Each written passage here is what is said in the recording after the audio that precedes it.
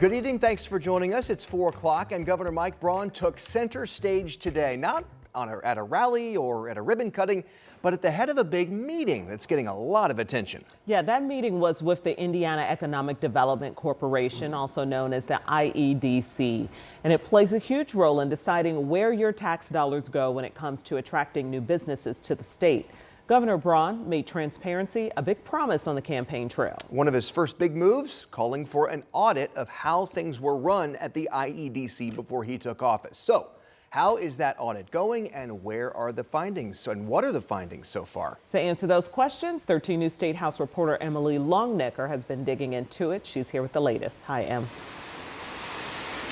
Hi, Dustin and Felicia. Yeah, that audit is done, and a report on the audit was reviewed today by the governor and the IEDC board in a closed-door session. That report is set to be released sometime late next week after a legal team has reviewed it to see if anything in it needs to be redacted.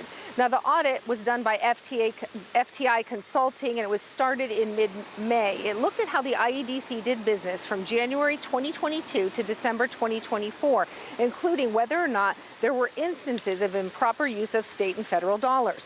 Although he didn't give specific details about what the audit found, Governor Braun said today it confirmed the need for increased transparency and accountability. He also talked about a change already in the works with the IEDC.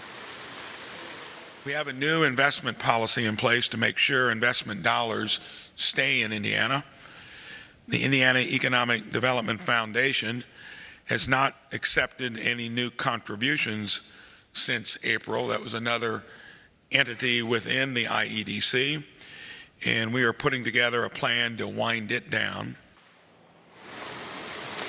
The Indiana Economic Development Foundation is a nonprofit affiliated with the IEDC that raised private funds to support the IEDC in its economic development efforts. This past spring, Governor Braun froze new money from coming into the foundation when he called for an audit of the IEDC.